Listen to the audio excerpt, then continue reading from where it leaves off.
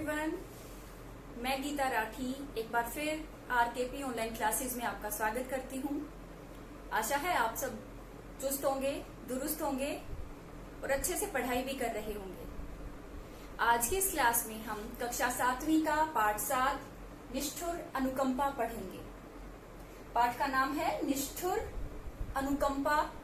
लेखक हैं काका कालेलकर और इस पाठ की विधा है कहानी। विधा समझते हो ना? शैली कि पाठ किस शैली में लिखा गया है। अब साहित्य की कई विधाएं होती हैं, कई शैलियों में साहित्य लिखा जाता है। जैसे कहानी हो सकती है, निबंध, नाटक, कविता, निबंध, इस प्रकार कई शैलियां होती हैं और ये पाठ कहानी शैली में लिखा गया है काका कालेलकर जी द्वारा। इस कहानी में आप पढ़ेंगे कि कई बार व्यक्ति अपनी झूठी शान को बचाने के लिए या अपनी पूर्वजों की जो मान मर्यादा होती है उसको बचाने के लिए अकर्मण्य हो जाता है, आलसी हो जाता है, या आप कहेंगे कि काम करना, नौकरी करना अपनी शान के खिलाफ समझने लग जाता है। लेकिन ऐसा नहीं होना चाहिए।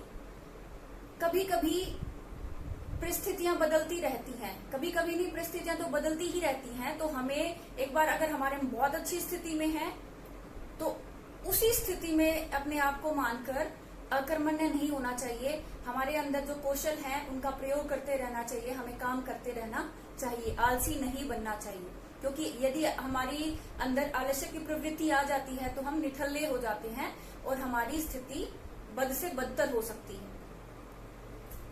इस पाठ में आपको देखने को मिलेगा, सबसे पहले आप पाठ का नाम का अर्थ ही समझ ले, आपको पता चल जाएगा कि आप इसमें क्या पढ़ने जा रहे हो। पाठ का नाम है निष्ठुर अनुकंपा। निष्ठुर का अर्थ होता है कठोर। कठोर, कई बार आप सुनते हो वह बड़ा निष्ठुर हृदयी है। निष्ठुर है यानी कठोर हृदय वाला है, निर्दयी है, जिसमें दया नहीं है। तो निष्ठुर का अर्थ हो गया कठोर और अनुकंपा का अर्थ होता है दया, कृपा।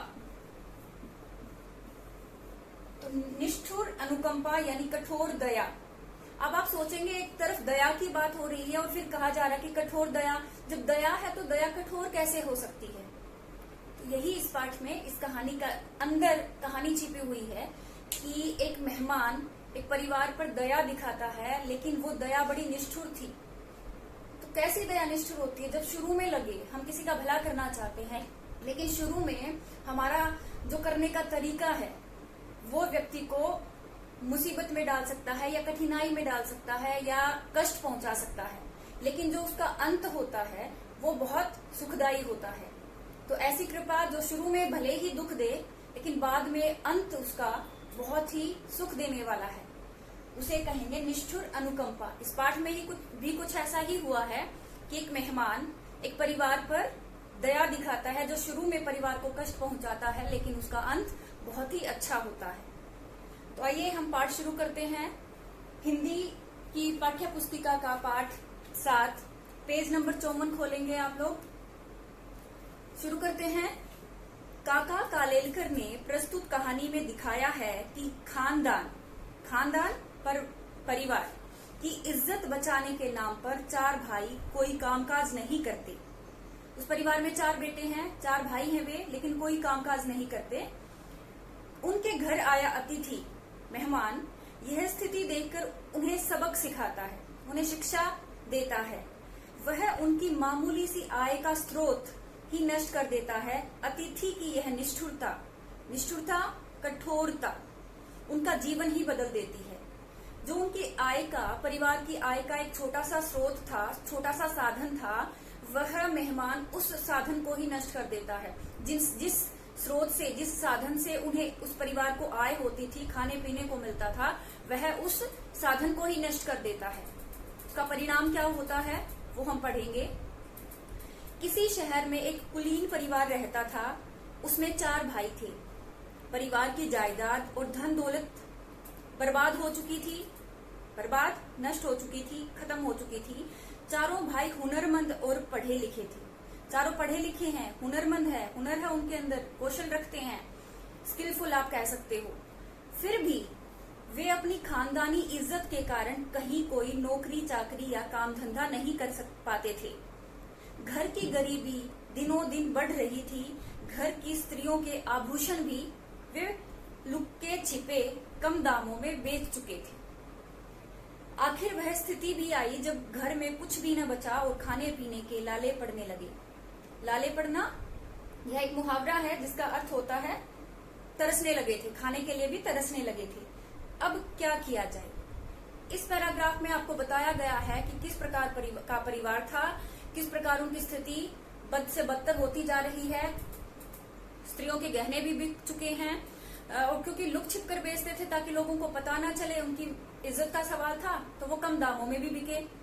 अब उनकी स्थिति ऐसी हो चुकी है कि उनके पास खाने पीने के लिए भी कुछ नहीं है। अब क्या हुआ, उनके घर के पास बगीचे में सहीजन का एक पेड़ था। सहीजन एक पेड़ होता है जिस पर फलियां लगती हैं और उन फलियों का प्रयोग सब्जी बनाने के लिए किया जाता है। तो उनके बगीचे में एक सहीजन का पेड़ था। उसके फलने का मौसम था। लंबी लंबी और हरी हरी सहीजन की फलियां डालियों पर लटक रही थी। जब शाम हो जाती और चारों तरफ कुछ सन्नाटा सा छा जाता, सन्नाटा चुप्पी, शांत वातावरण हो जाता था, तो उन चारों भाइयों में से कोई एक उस पेड़ पर चढ़ जाता और फलियों को तोड़कर नीचे गिरा देता। कुछ रात बीते एक कुंजड़िन आती। कुंजड़िन एक शब्द आया है इसमें, कुंजड़िन, जिसका अर्थ होता है सब्जी बेचने वाली। तो एक रात को एक कुंजड़िन आती और सहीजन की फलियां खरीद कर ले जाती। इससे जो थोड़े से पैसे मिल जाते उन्हीं से उस परिवार का निर्वाह होता, गुजारा होता। तो यहाँ बताया गया है कि परिवार ऐसी स्थिति में अपने घर का गुजारा किस प्रकार करता था। सहीजन का पेड़ था, वहां से फलियां तोड़ते रात को और एक कुंजड़िन को, सब्जी वाली को बेच देते और उसी से परिवार का गुजारा चलाते थे। दिवाली के बाद एक दिन उनका एक रिश्तेदार उनके घर आया।